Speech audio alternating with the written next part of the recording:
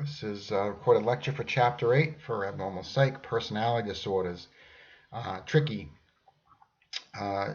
category, so I'm going to try to explain as best as I can. My separate webcam has died, but I think the audio is okay. I just checked it. So anyway, you don't get to see my face, which some of you may be happy about, but I'm going to continue and work on the camera later. So just a reminder to keep working on your presentations based on what we discussed. Email or call me if you have questions, or email or call me if you have questions about the exam. So personality disorders used to be a separate category in DSM-4 when you in that axis system, which you don't have to know that stuff. It was axis 2. So axis 1 was sort of a main, whatever main diagnosis you would get. Axis 2 was if you had a personality disorder and which one it was. So of course they changed that. Don't ask me why.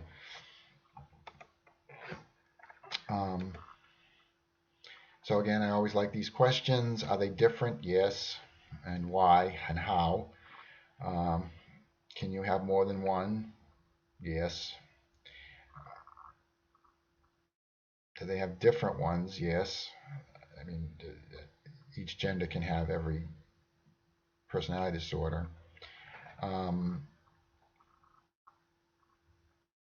Technically, yes, on this one. And how can they be treated effectively? Well, we'll talk about that anyway. So the concept of personality is important. Now, I'm not a big believer in personality, but I will say, because I'm a behavioral kind of person, and we don't like the notion of personality. But you have to understand just basic psychological personality. We're going to talk a little bit about some of that stuff. And you may have been exposed, or should have been exposed to it in intro anyway, and some of your other courses. So then we'll talk about how to classify them and then what we know about treatment. So here's the trick. We'll start off with earlier ones. Stable, consistent, and potentially lifelong problems in a person's global functioning. That doesn't quite hit it, and we'll talk about what that is. So it's not really a thing as much as a way of acting and thinking. Okay, this is just personality in general. So it's more about who you are. Okay, and I'm going to repeat a few things. So in a sense, most of the mental disorders in DSM-5, the model is kind of like you're a certain person and you sort of get this disorder, right? Whereas personality is more about who you are to begin with. Okay, your personality is somehow twisted or warped, is one way to look at it. Or you have a personality that is going to get you in trouble more than other personality types. All right, and we'll keep talking about this. So really, and personality in general is just how you see the world, how you interact with others, how you cope with challenges. And these things become more stable and predictable as you get from childhood to adolescence and beyond. Okay. Personality tests, you should read that. You're going to be exposed to it. I'm not that interested in it right now for you guys for this class. So,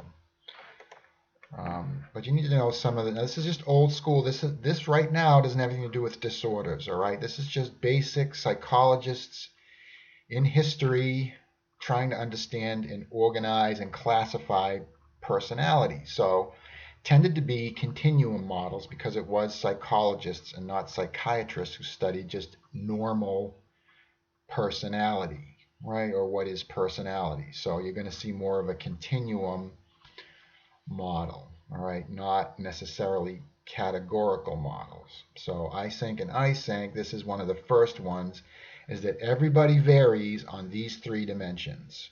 Basically, neuroticism, how you experience negative emotions, it's almost more how conditionable you are to negative events, how much fear. If you have a tendency to have fear conditioned, you're more likely to have fear conditioned. Extroversion, basically outgoingness, social gregariousness, social being outgoing, socially, introversion, extroversion. So you're an introvert. Introverts tend to find, even though they might enjoy human contact or group social contact, they find it exhausting. Whereas people who are extroverted, they get energy from it. Psychoticism, anger and aggression in this model. Okay, so you would get a score. It's not 0 to 100, but 0 to 100 in each one of these, right? And you might be high on this, low on this, low on this. And that was just a way to start to understand personalities. Cattell had a 16 factor. And the one that's used now the most, if you don't count the Myers-Briggs, which you shouldn't count the Myers-Briggs, is the big 5. Ocean, right? Openness to experience, conscientiousness, and that's how much you pay attention to detail. Outgoingness with extroversion, agreeableness, just how socially flexible you are.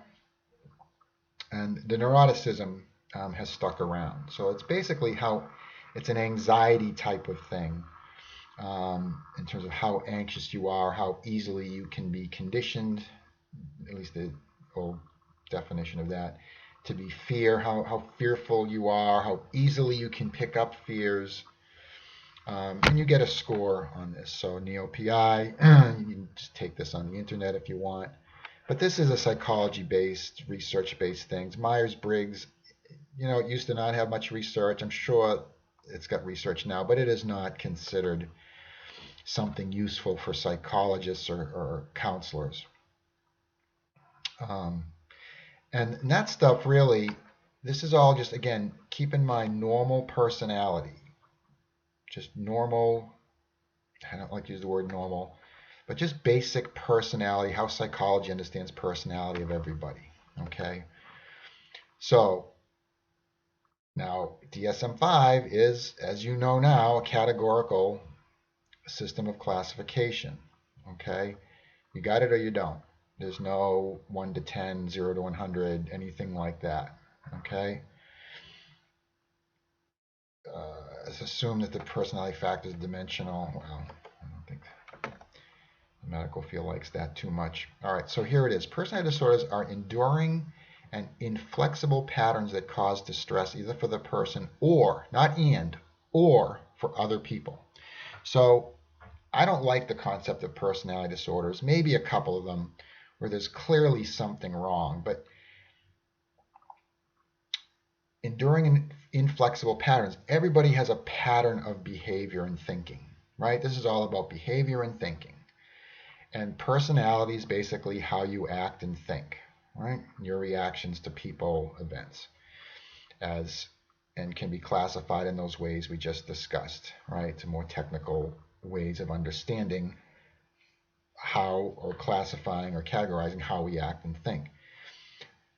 One of the hallmarks of personality disorders is the way that you act and think does not really change in response to what happens to you.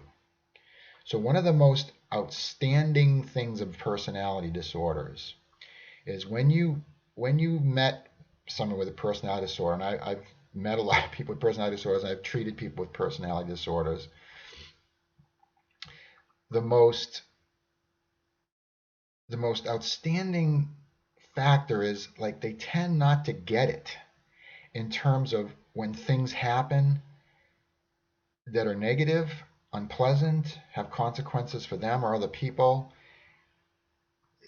They don't see any reason that they played any role in it. All right? And that's really what stands out for me, at least, because I do believe there is such a thing as personality disorders to some extent, at least for a couple of them. Otherwise, some of them are you're just kind of odd or weird or incredibly annoying. And they've managed to pathologize that way of being that just some of these disorders are just you're just a jerk basically, and you cause a lot of problems for other people and yourself. And whether they should be, a mental disorder, I don't think so. But a couple of them are, and I'll talk about that, where there's something clearly very wrong with your emotional reactions to the world, how you see the world, that's beyond just like you've got some extreme of normal personality factors, if that makes any sense. And we can talk about that more. But again, this personality disorder is very tricky. It's not like you're a certain kind of general person who deals with life, is somewhat flexible when bad things happen, considering, maybe you've got to change the way you think or whatever. And then you get this disorder like you catch the flu, right? You catch depression, you catch bipolar, you catch schizophrenia. It's not so much about who you are, even though it does affect how you see the world, especially. All right, so that's the way that I think about these things. And you have disturbances in global functioning, but you see, this part's not helpful because that's true of all the disorders, right? You want to focus here on what makes personality disorders different. And you think about people in your life, if you haven't had any sort of clinical experience, like sometimes like the, see, I'm careful how I phrase this, but like the psycho X type person, like who is a psycho X for many people. I mean, clearly something's wrong there, the way they're seeing the world. It's not like they, oh, I've got to stop being like this, right? There's none of that with personality disorders, or some what we call a drama king, a drama queen. They just go through their lives like this. And you wonder why do they keep acting like this? Don't they realize how crazy it is and how much problems they're causing for themselves? So anyway, so here's the technical language, and this is again more or less right out of the DSM-5, the general criteria, and all of the separate ones are going to meet things like this. All right, meet these criteria to some extent. So 2 or more areas where your inner experience, I mean, we can talk about that. Behavior deviates from the expectations of the individual's culture, so back to earlier chapters. Manifested in 2 or more areas: the way you think, cognition, how you interpret yourself, like your role in things, what kind of a person you are, how you perceive other people and events, your emotionality. Like people have different ranges of emotions, right? So some people, they're go from here to here. Other people can go from here to here. Well, you can't see you can't see my hands, but basically, some people go from like 4 to 8. Some people go 2 to 9 in terms of the intensity, and the lability means the unstableness, up and downness of emotions. And people can go way up and down a lot and frequently. All right. Appropriateness. Like how much does that emotion and that level of emotion, if you have an 8 for anger, does that fit the situation? Right? Would most people, and not use the word normal, use average, what's the average emotional reaction to that kind of situation? And is yours, a few points above that? Just how you deal with relationships, interpersonal functioning. Impulse control, right? Controlling your urges. So you have to have some sort of deviation these days, and they're specified a little bit more in some of the specific criteria. So again, B is critical, all right? Inflexible, that you just don't seem to understand or see any role of yourself in why there's problems in your life or why other people are upset. And it's got to be across a broad range of situations. It can't just be at work and not at home or not at school or just one. It's got to be everywhere in your life. You are basically an interpersonal nightmare. Okay? Significant distress or impairment. You may not think so. Long duration. All right? Can't be a result of another mental disorder, cannot be due to a medical condition or substance abuse. Okay.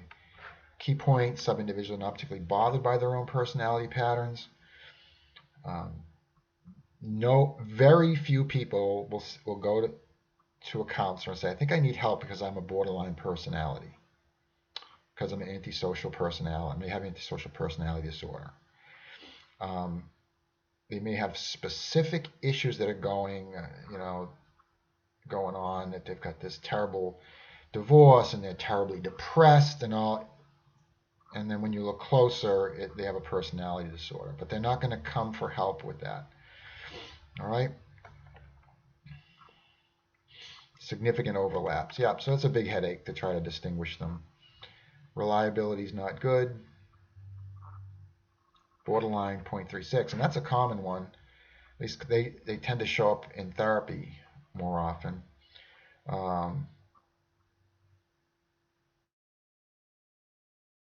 Not uncommon. So let me take a look at those numbers. Very difficult to treat. Comorbid with other mental disorders means it happens, co-occurs with other mental disorders. Which makes sense because a lot of times if you're living your life in some interpersonally nightmarish way, you're going to be depressed or anxious, maybe be using substances because your life's kind of a mess. All right, you got to memorize this stuff. Sometimes you have to memorize things. And in terms of the organization of the chapter, I'm trying to push you to understand how the chapter is organized. Why is it organized this way? Why is this here? 3 clusters.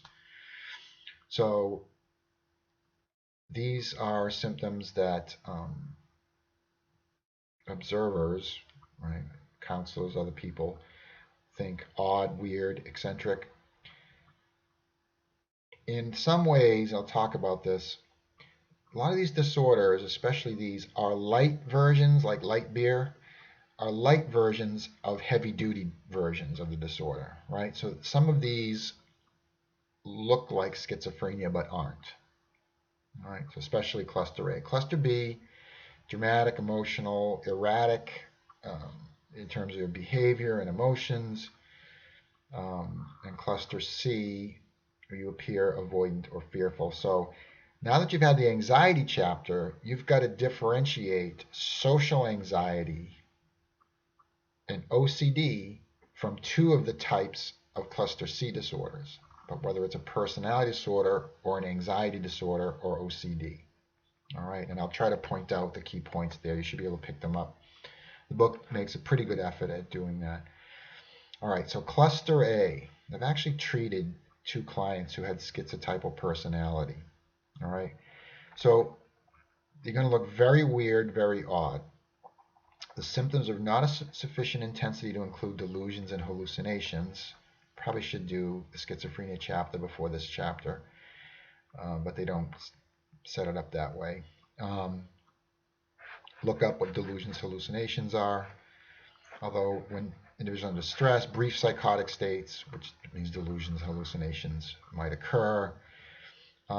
Restriction of social connection with others. So all 3, you're not the most socially, you're not a big social butterfly.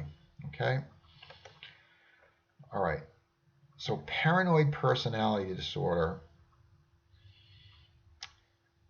pervasive distrust and suspiciousness. Let me forget. Yeah. So what you're paranoid about determines whether you have paranoid schizophrenia or paranoid personality disorder. All right, so paranoid personality disorder, you're generally distrustful of human beings, suspicious, and you generally think people are going to take advantage of you somehow, socially, financially, sexually. You can't really trust people. They're going to hurt you somehow. Not so much physically, and not that there's any big conspiracy theory behind it, but people are generally going to use you somehow, okay? Someone who is what we might say clinically paranoid may believe that the CIA is poisoning their food, that aliens are controlling their thoughts. You may have a delusion that the way chairs are arranged in a room is meant to give you a special message. It's usually not a pleasant one. That you can read other people's thoughts like you're reading a book, or they can read your thoughts, or they can extract your thoughts from your head, or aliens are extracting your thoughts, or aliens are out to get you and watching you. All right, that's all paranoid schizophrenia. Okay, so there's a movie example that I think is actually in the gray area between paranoid personality disorder and a clinical paranoia, and that is, let's see if I can't play this. I got to be careful about copyright strikes here.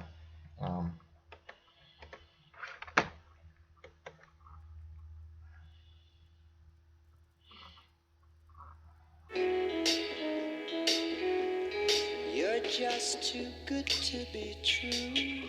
When you're in love, you'll jump from the top of the Empire State, screaming Geronimo the whole way down. I love her so bad, He's not paranoid because he's watching her. He just happens My to name see is her. Sutton. I'm with the Justice Department.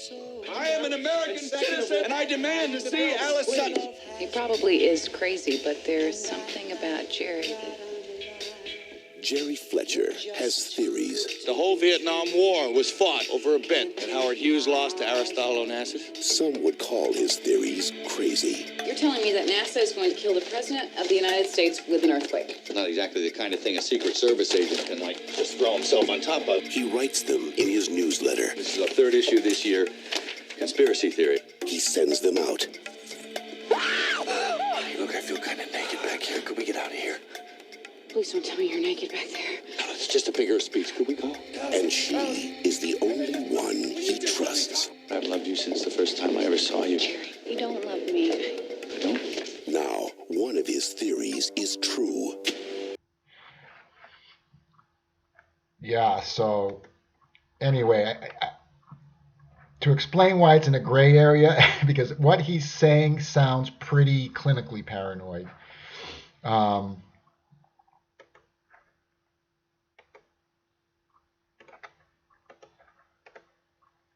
But you have to watch the movie. So conspiracy theory with him, but he tends to be a little more, like I say, clinically paranoid. But he isn't actually. And there's one scene where he's like locked up all his food in the refrigerator when he comes home.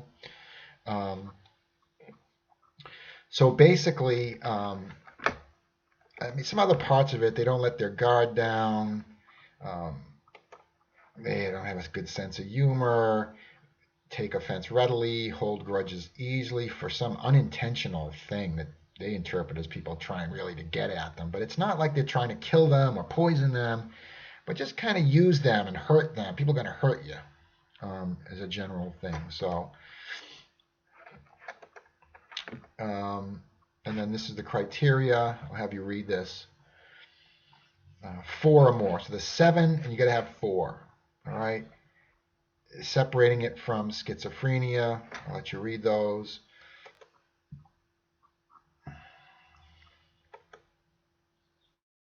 It's going to all say the same thing. All these slides. Unknown, more likely with something else, maybe some mistreatment in childhood. Whether anything works with these people, we don't really know. So the other is schizoid personality disorder.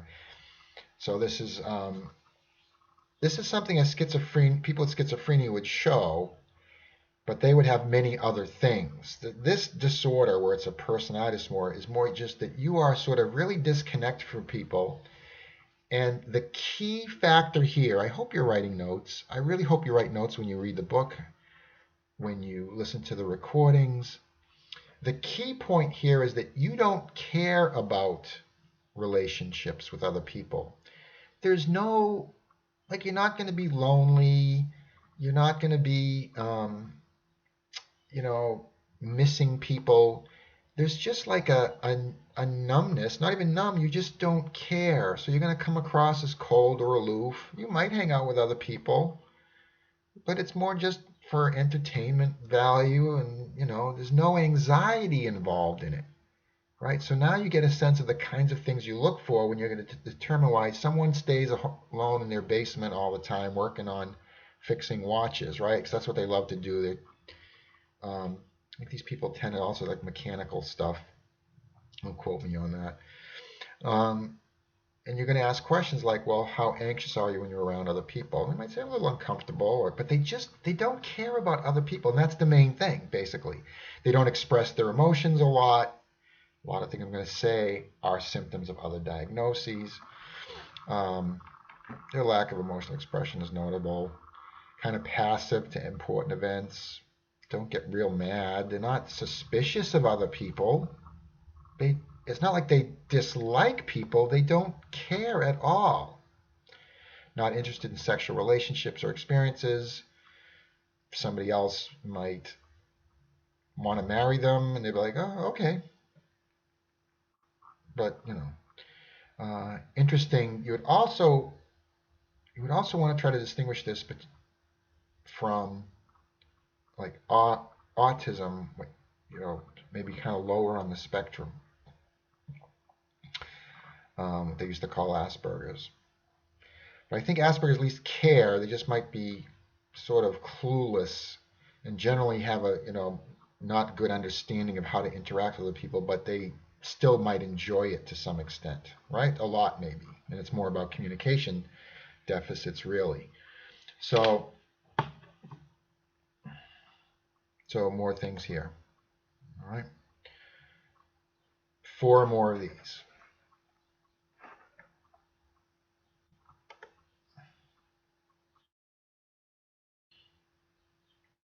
So seems to be some increased family history of schizophrenia in people with this disorder, but all right, same stuff in these treatments. There's no real treatment for these people other than basic counseling. And whether that works or not, there's not a whole lot of research on it. Schizotypal is very interesting. You have social deficits, you're just odd around people. You might not like being around people. You might want to be around people, but you're not good at it, so you avoid it. And you're uncomfortable. Distortions of perceptions and cognition and weird behaviors. So the things that I saw were people would say things that would make you think, is this person got a delusion? They might say, I can really tell what people are thinking. So someone with schizophrenia would say, I can read people's thoughts like reading a book, right? But someone schizotypal, they might say, I can read people's thoughts, and you say, well, what do you mean? Well, I can really tell what people are thinking. And you try to pursue it, and you can't get a straight answer. It's almost like they feel like they can really pick up on what people are thinking just by watching and listening to them. Okay, but they can really tell what people are thinking, not just, hey, I'm very good at picking up on what people like, which is a good business skill, right, or a good clinical skill. And so they have these weird thoughts that are sound like delusions, but really aren't. They might think they're very important people. You say, well, what do you mean? As someone with schizophrenia, say, well, I'm a special advisor to the president. He calls me, a couple times a day. Clearly, he's not. And so, but you try to get, why are you important? Well, I can really help people, and I'm a special. And it's not going to be anything that you can nail down. 1, and 2, it's not going to involve aliens or CIA or what they call frank delusions, right? Real obvious delusions. Okay. They're not cold or aloof like the schizoid people, right? They don't feel like they fit in, and they don't, in a sense, and that they have odd actions. So they might. What's called an idea of reference is a type of delusion where someone with schizophrenia will come in a room and they'll say, oh, you see the way that chair is just a little bit set out there? There's a special meaning for me. And they'll have, they may even have it's aliens trying to tell me to be careful today. People with schizotypal personality disorder, again, it's almost like this is the closest to a light version of schizophrenia. Is they're not going to tell you a specific meaning. It's just that there's something special about that they have to pay attention to, or it might be vague. All right. Superstitions and clairvoyance, or look that up if you don't know what it is. Clairvoyance or telepathic abilities. But again, it's not going to be like a schizophrenia thing where I can place my thoughts in other people's heads. Insertion, your thought insertion is a common one. it doesn't quite reach delusional proportions. So you may want to look ahead at the schizophrenia chapter to really get a good sense of what's an obvious or frank delusion. All right, very superstitious where you're like, I've seen the body delusions where they felt like something was wrong and they just kept insisting. They ended up having multiple surgeries. They actually had problems from multiple surgeries because they kept saying, this organ is not right, and no medical tests support it. Someone with schizophrenia who has a body delusion might say, I have no heart, right? I have 2 livers, or really delusional kinds of things that cannot possibly be true. Circumstantial, keep going around the topic, but all of us have friends who talk like get to the point, will you? So some of these things are not like mental disorder symptoms, but they can be a little suspicious. All right. So excessive social anxiety does not diminish with familiarity. So they get to know people. It's not like they get more relaxed. So anyway, I'll let you read all this stuff. So you see it's tricky. You got to know what the key things are that make them different. All right. Now, cluster B, if you're a counselor, these are the ones you dread. Okay, especially borderline personality. Okay. Antisocial to some extent too. So antisocial personality disorder. You can talk to Dr. Smith about the difference between psychopath, sociopath, antisocial personality disorder. Okay, just know what this is, and they're probably a sociopath and probably a psychopath. All right, there are some differences you need to know at some point.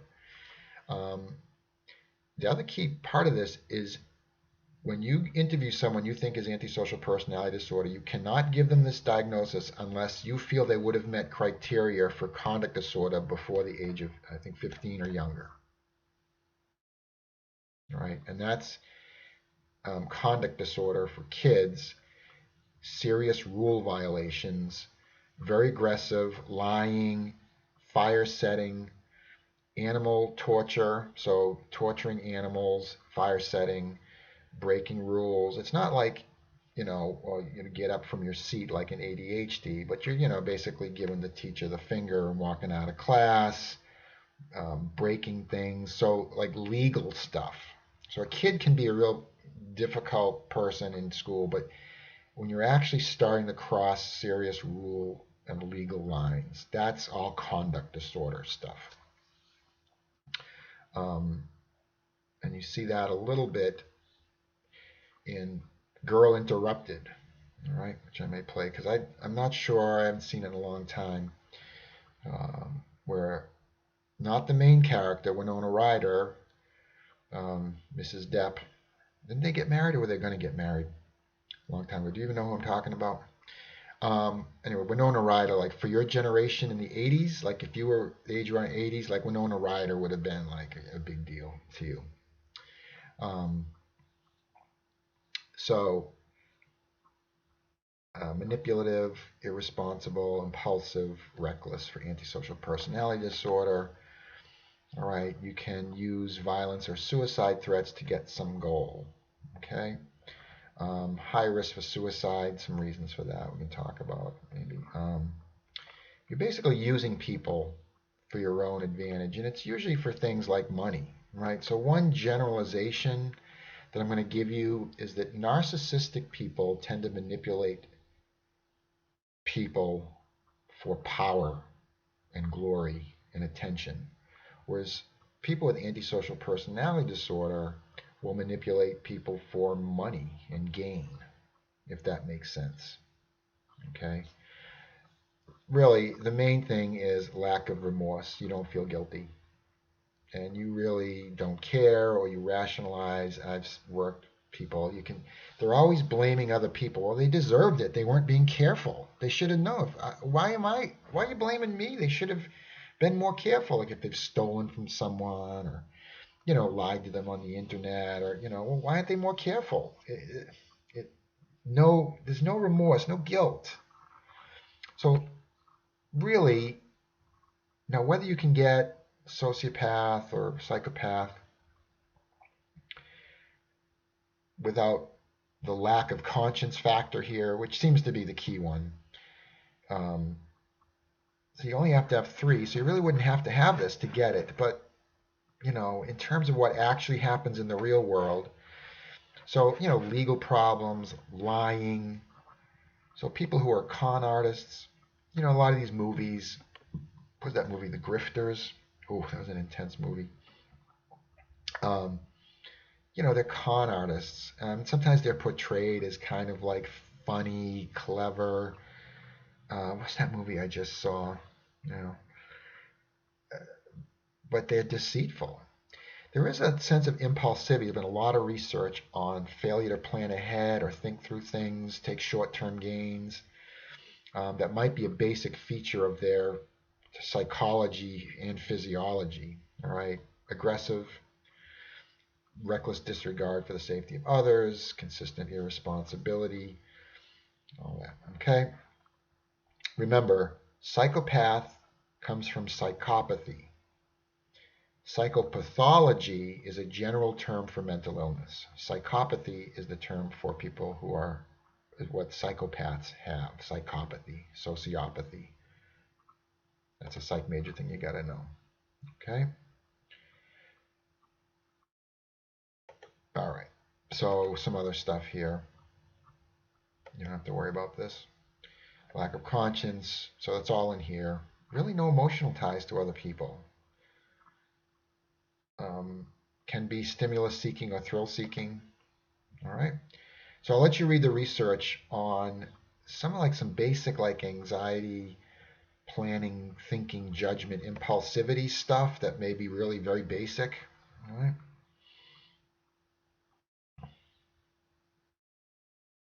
I don't know about this stuff. So I'm going to let you read that stuff. There's not much to say about treatment. There was a lot of talk, I don't know if there was much research behind it, that sociopaths tend to burn out of being sociopathic by age 40. Okay. Whether this is true or supported by research, but that was like a clinical thing that I would see. They tend to stop acting like sociopaths after 40, age 40. All right. Borderline personality disorder, this is the one thing that you dread as a counselor. There are counselors in Florence who treat borderline personality, people with borderline personality. It's a very common thing among women. It's a very common thing. It's usually women. Not always. I've worked with one borderline personality who was a male. So, and this is where the Angelina Jolie thing, I don't know, is she a sociopath? Is she borderline? See if I can pull that up. I hope I don't get any copyright strikes on YouTube for this. I'm going to do this.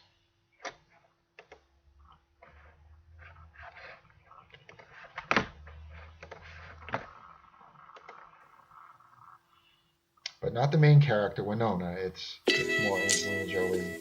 In 1969, the wild ones went to Woodstock. The unlucky ones went to war.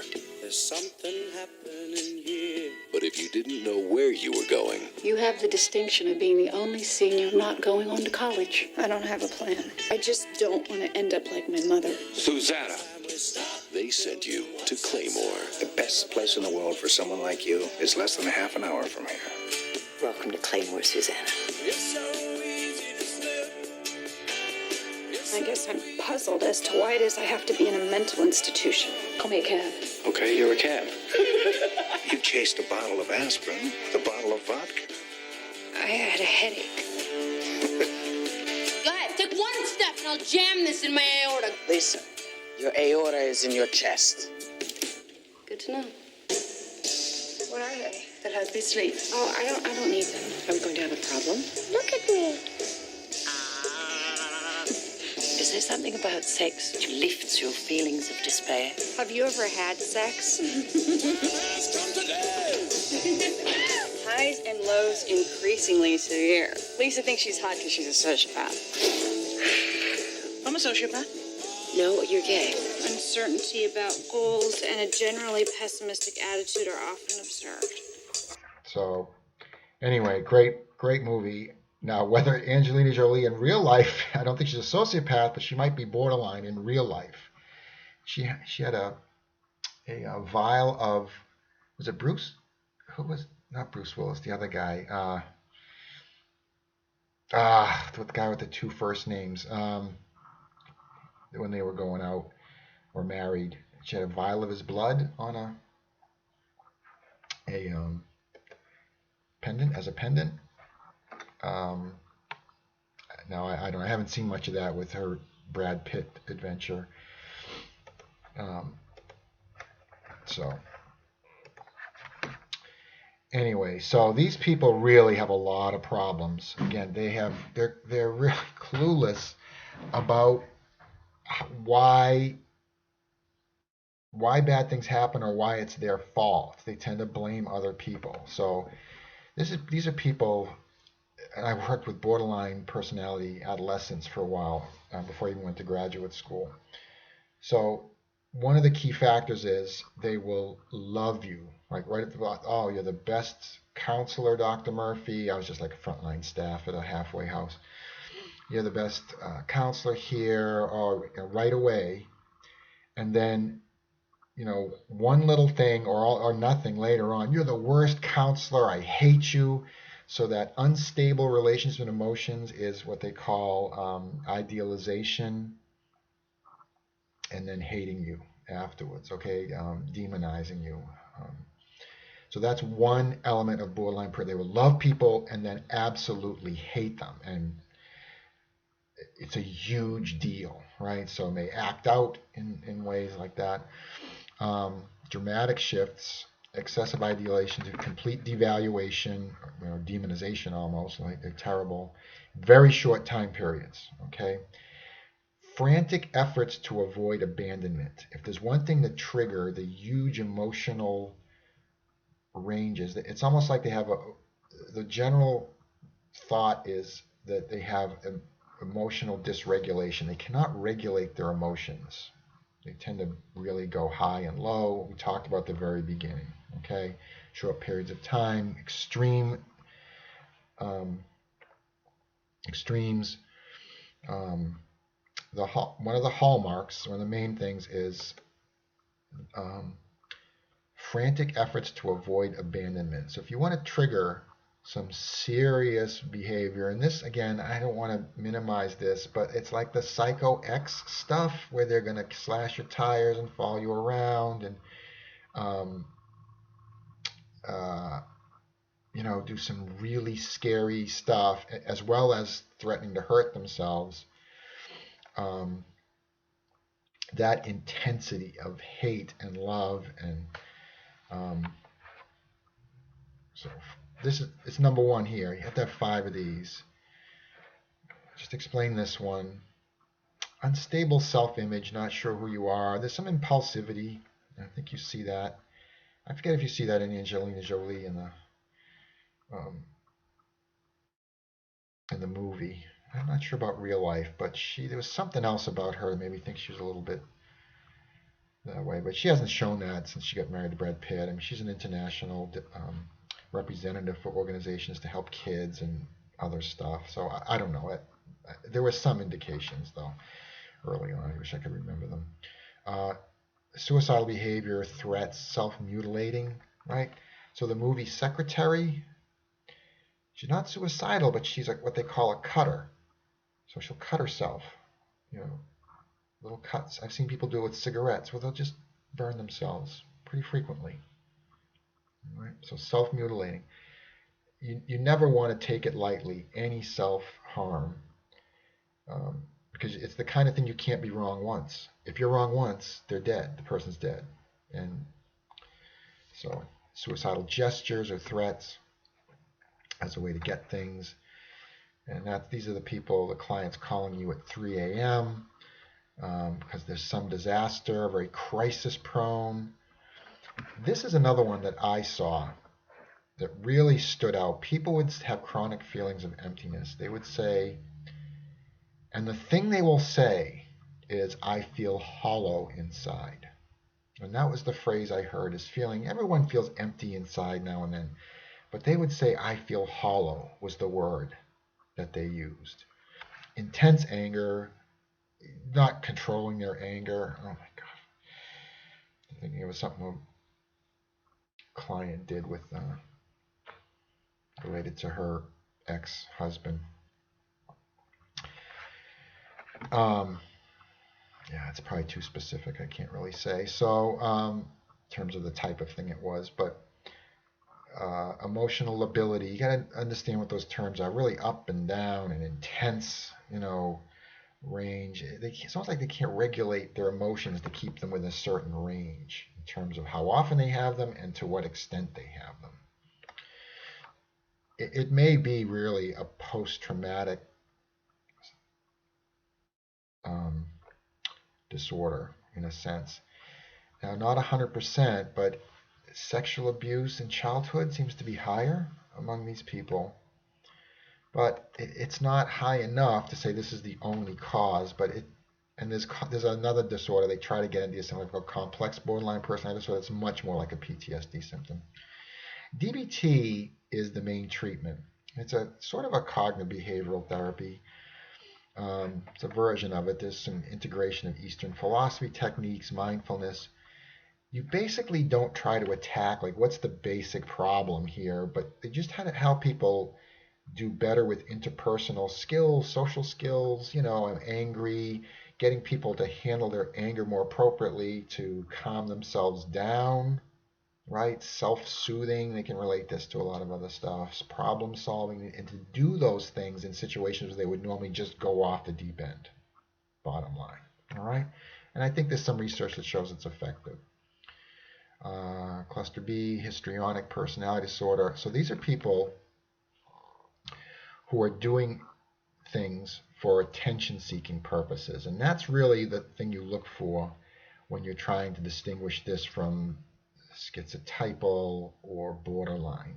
All right, emotions are kind of shallow or exaggerated sometimes.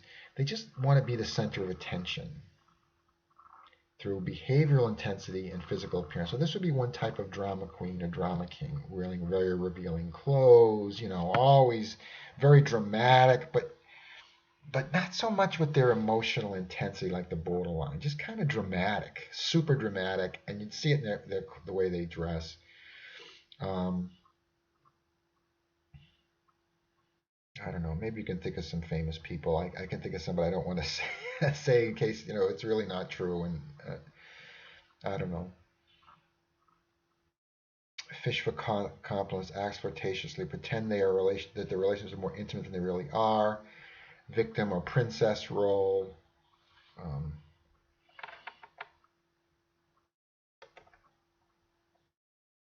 You just want attention. You get bored easily with routine. Hey, who doesn't?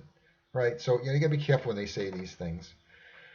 So read that, but that's sort of the basis of the histrionic. They're usually doing a lot of stuff just for they love attention, they crave attention. Okay? From anybody. Borderline, it's usually specific to one or two people if they're having some big emotional reaction to something. It's because of a single person, is one way also. I'll let you read that. I can't go over. Same stuff here. Narcissistic. All right, so basically this is the kind of thing, I think you're just a jerk. I'm not sure this should be in a DSM-5. Self-centered, to say the least. You require the admiration of others. All right, but it's more about power than the histrionic.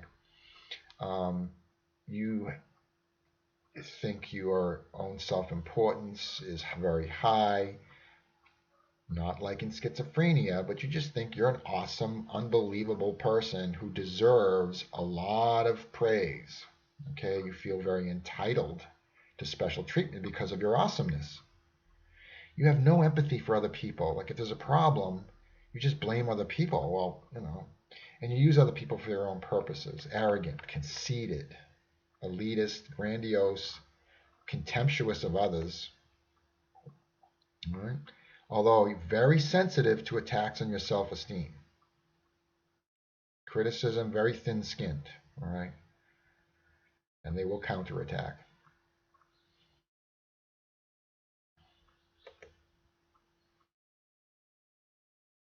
They just don't understand like why people don't understand their awesomeness. And again, it's not delusional. It can be tough to distinguish between some other things. Okay? So cluster C, avoidant personality. I'm going to give you some basics here. So avoidant personality is you just don't feel, you don't want to be evaluated negatively. You just don't feel like you're a very good person. And you're very sensitive to criticism. All right, just as a general rule. So that's where you tend to avoid other people. All right. Shy, lonely, timid, but so would people with social anxiety. All right. So you want to work on distinguishing this from schizoid personality from social anxiety. Right? So social anxiety is going to be just afraid of humiliation more, as opposed to any criticism. You're just kind of sensitive to it in a general way. All right? And you feel kind of inadequate in general. So we might have to talk about this one a little bit. Of course, you end up being depressed because you still have that basic need to connect to other people that most people have, but that schizoid people don't. All right? Kind of preoccupied with whether you're going to be criticized. So you tend to avoid other people. I don't know. Is this a mental disorder? I don't know. Dependent is an excessive need to be taken care of by others that also involves a lot of passivity. So clinginess, right? And again, you have to distinguish between this and borderline frantic efforts to avoid abandonment. Okay? So you do a lot of submissive stuff. You don't disagree with people about things. You don't want to do anything. To me, this is one of the most annoying personality disorders. You're uncomfortable being alone. And, if somebody breaks up with you, you're not going to freak out the way someone borderline would. But you're going to get someone else to fit in there pretty good. So you can be very passive aggressive. You're very passive in general. You don't disagree with people. You just, But you don't do anything to take care of yourself either, which can be the annoying part. You're always relying on other people to take care of you on a lot of different things. So, difficulty involving making decisions on your own. Needs others to assume responsibility for most major areas in their life. Difficulty expressing disagreement with us because you don't want to lose their thought of approval, you don't want to lose their approval. All right? Don't do a lot of stuff on your own. A little bit of a victim. They can come across as a little bit of a victim. Is what you look for when you hear that. You have some friends like that, always kind of a victim.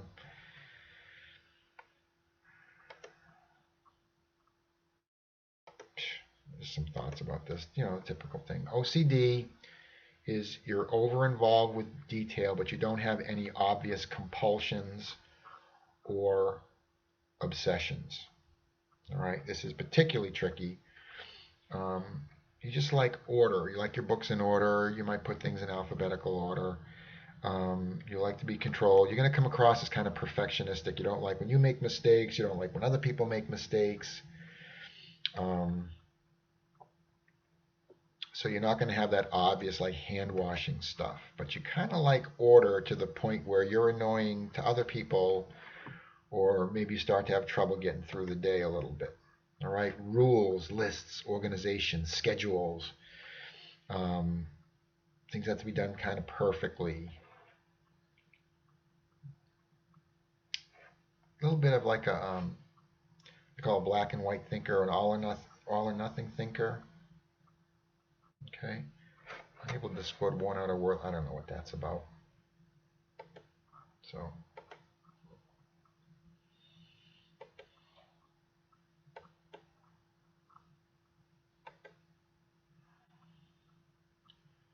Don't worry about this stuff. I'll go back over it, but there's nothing else. So they're basically trying to figure out what to do about that stuff. So that's basically it. And very tricky stuff. And you really have to be thinking about what makes this thing look different than this thing, because it sounds the same. All right, you need to really be going back and forth between chapters, some we didn't even read yet. All right, so kind of a tall order, but I know you can do it, and I certainly will be glad to talk with you next week about it. Hope you're all having a good week. Look forward to seeing you soon.